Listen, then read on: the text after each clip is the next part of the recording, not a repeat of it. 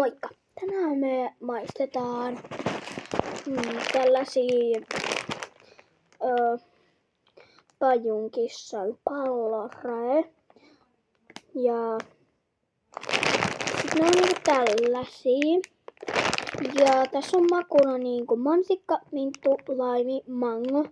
Okei, maistetaan nyt, mä avaan tän.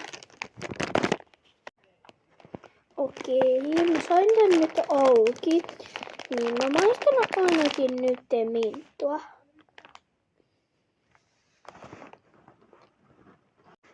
Tää oli kyllä ihan hyvää. Seuraavaksi mä maistan laimia.